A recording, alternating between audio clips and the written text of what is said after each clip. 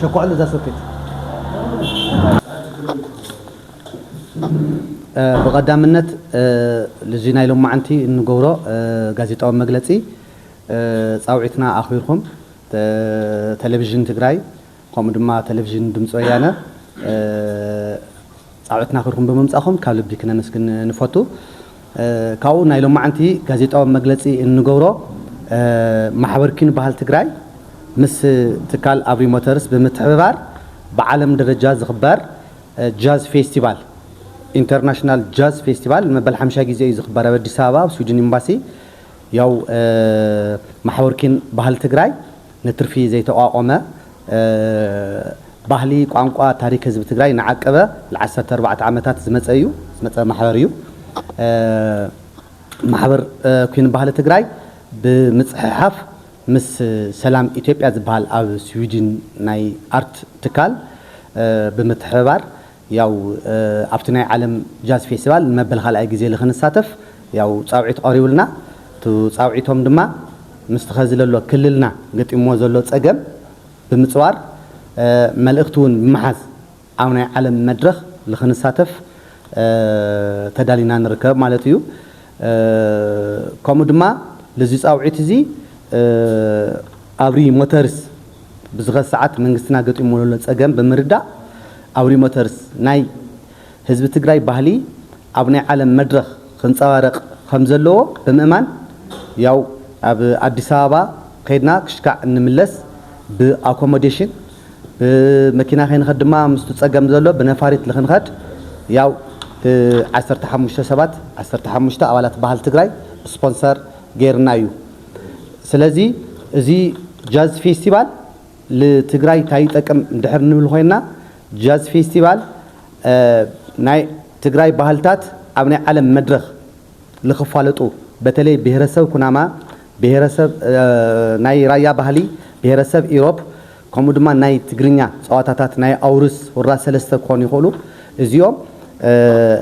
ኣብቲ ናይ ዓለም መድረኽ ለኽፋለጡ ተፋሊጦም ድማ ዓለም ድምጺ ኮነና ሰባት ምዃንና ለኸነሕብር ባህሊ ታሪክ መንነት ከም ዘለና ድማ ኣብቲ መድረኽ እዚ አጉሊና ለኽነርእዮ ያው ናይ ህዝቢ ለሎ ወጻዓታት ናይ ህዝቢ ለሎ ጸገማት ኣብቲ መድረኽ እዚ ለኽንጸባርቕ ያው ተዳሊና ንርከብ ማለት እዩ ብተወሳኺ ናይ ዓለም ጃዝ ፌስቲቫል ካብ ተፈላለዩ ዓለማት ዝመጹ ሙዚቀኛታት ኣለዉ ካብ አውሮፓ ካብ አሜሪካ ካብ አፍሪካውን ብዙሓት እንትነለዉ ካብ ኢትዮጵያ ያው በባህሊ ለቀርብ ጉጅለ ባህለ ትግራይ ማሕበርኪን ባህል ትግራይ ብቻ እዩ ካብ ኢትዮጵያ ሙሉእ ማለት እዩ ስለዚ ዝዕድል ዝተጠቂምና ድማ ናይ ዓድና ባህሊ ኣብ ናይ ዓለም መድረኽ ደሚቁ ለኽረአ ደሚቁ ብቻ ለኽረአ ብቻ ከይኾነ ድማ ድምጺ ኮነና ዓለም ብምሕሳብ ኢናቱ ንኸደለና መድረኽ ማለት እዩ ሉዚ ግን ክነመስግኖም እንደሊ አብሪ ሞተርስ ብጣዕሚ ካብ ልቢ ከም ማሕበር ኪን ባህል ትግራይን ከም ቢሮ ባህልን ቱሪዝምን ክልል ትግራይን ክነመስግኖም ካብ ልቢ ንፈቱ መንግስትና ብዝኸ ሰዓት ናይ ገንዘብ ጸገም ኣለዎ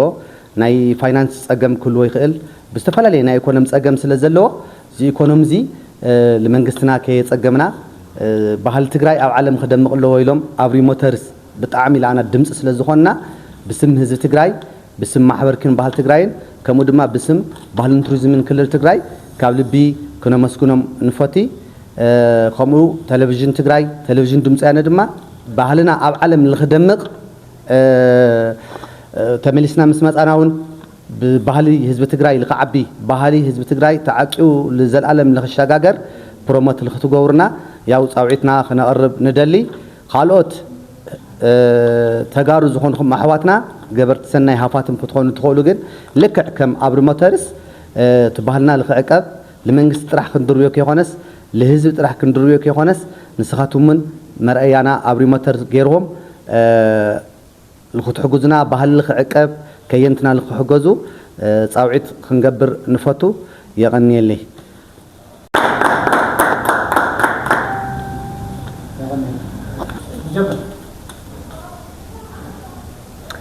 ያው አብሪ ሞተርስ ኣብ ዓለም ለኻዊ ጃዝ ፌስቲቫል ብምስታፉ በጣም ዓዊ ደስታ ይስምዐና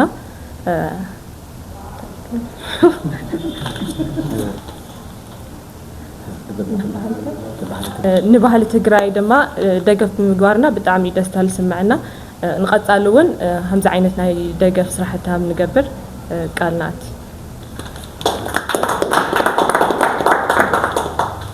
እሽሞ ያው ስመይ መስፍን ከኝ ይባል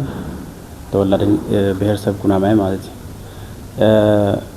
ከምቲ ቅድም ልጅ ተገለጸ ሕዚ ንሕና ንኽዶ ዘለና ያው ጃዝ ፌስቲቫል ንምስታፍዩ ኣብቲ ፌስቲቫል እውን ያው ንሕና ከም ትግራይ ናይ ትግራይ ባህሊ ሒዝና ክንቀርብ እዩ ንኸድ ዘለና ከም ውልቀ ከዓ ኣነ ብናይ ኩናማ ባህሊ ንምፍላጥ እዩ ስለዚ ጃዝ ፌስቲቫል ቀንዲ ዕላሙና ጥቕሙ ንሕና ኣብ ምስታፍና ሓደ ናይ ትግራይ ባህሊ ናንጸባርቕ እዩ ካልእ እውን ምስትሕዝ ዘለናዮ ኩነታት እውን ዓለም እውን ትግራይ መን እዩ ኢሉ ክፈልጠና ዝግብር እዩ ማለት እዩ ስለዚ ነዚ ክንካይድ ከለና እውን ሓደ ካብዚ ካብ መቐለ ወይ ካብ ትግራይ ክንከድ ከለና አብሪ ሞተርስ ያው ስፖንሰር ገሩልና ማለት እዩ ስለዚ ኒ አብሪ ሞተርስ እውን ያው ምስጋናና ክነቅርብ እንደሊ ትቀንዲ ንሕና አው ነቅርቦ ከዓ ያው ነቲ ባህልና ዝገልጽ ንትግራይ ዝገልጽ ስራሕቲ ሒዝና ክንቀርብ ዝብል ሓሳብ ኣለና ስለዚ ትግራይ ቲቪና ድምጽ ወያነ እውን ኣብ ዝመጽኹም ትናትና መግለጺ ቀሪጽኩም ስለዘለኹም ካብ ልብና መስግን ይቀነለ እሺ ስመይ ልዕልቲ አረጋ ይባሃል ናይ ቴምቤን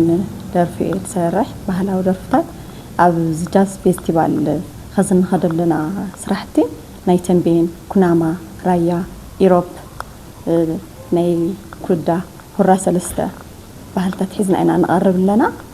يو عاملة ساتفنا نيرنا انا لو ملان خنساتف ابري موترز سبونسر غيرنا نيو طعمي كمسكن ندلي بسن بحال التجراي يا انميلي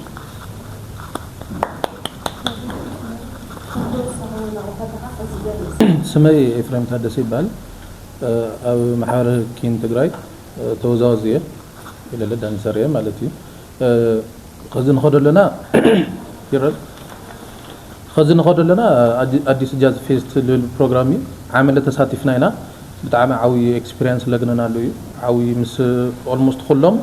بأفريقيا له بعالم درجة تفلت لخونه بإثيوبيا درجة له بتعمل عبيتي أرتيستات لساته فلوي بقولك على له